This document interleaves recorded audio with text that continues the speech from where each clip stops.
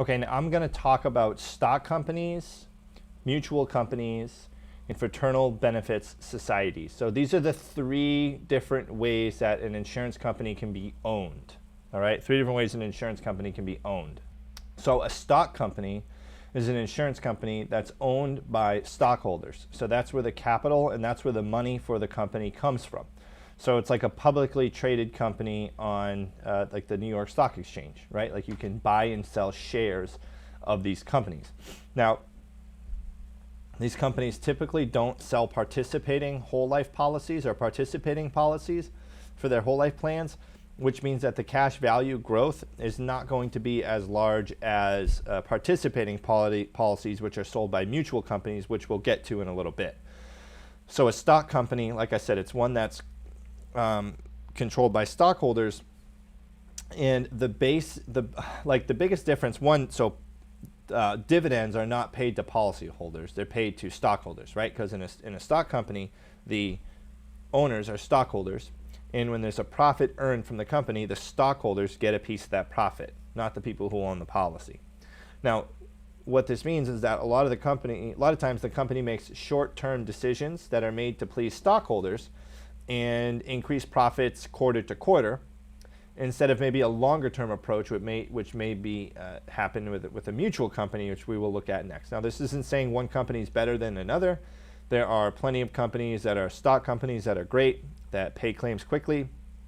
However, the biggest thing is if you're going for high cash value accumulation in a whole life policy, you're probably going to want to go with a participating whole life insurance policy, which is with a mutual company. By the way, if you find value in any of this content, please subscribe to the channel, turn on post notifications, and if you would like to work with me and see what we got going on here at my agency, you can just email me at jve@thejve.com. That's jve@thejve.com. I provide all the leads that our agents need to sell 100% from home, from the comfort of their own home, provide a computer program, full training, the whole thing. We get the best setup in the country. So a mutual company is a company that's owned by policyholders. Now what this means is we have a stock company, so there are people who are investing in the company, and then they invest their money in the company, and the company takes that money to make money with, right? That's where the company gets its capital.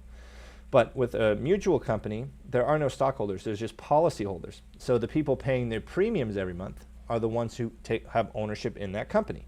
So since they have ownership in the company, owners of companies get profits. So that's where the dividends, any profit declared by the company as dividends, is given back to the policy holder. That's where these large cash accumulation whole life policies come from. They come from participating life insurance policies from mutual companies. Now, for whole life, these may be better suited for these people for whole life, not all the time, but think about this, right? A stock company has quarter to quarter earnings to report. So every quarter, every 3 months, they have to say, hey, we made this much money or we lost this much money. And then stockholders are going to buy more stock or sell stock depending on how those reports come back. A mutual company that's owned by policyholders that have a very long-term view with their whole life policies, they don't have to worry about that as much. So they can set longer-term goals to meet those longer-term goals of their clients and their policyholders, because they own the company. So these companies, the mutual companies, as they make a profit, they give the money back to their policyholders in the form of dividends, which is technically unused premiums. I talk about this in another video. Participating policies, ones that participate in dividends and participate in company profits, that mutual companies sell, they cost more money per month in the premium. But what happens at the end of that, at the end of the year, the company says, hey, you know what?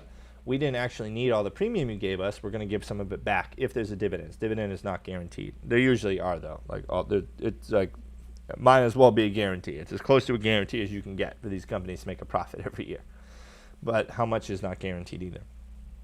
So that's the basics of a mutual company. They pay dividends. Dividends are not taxable. They're not guaranteed.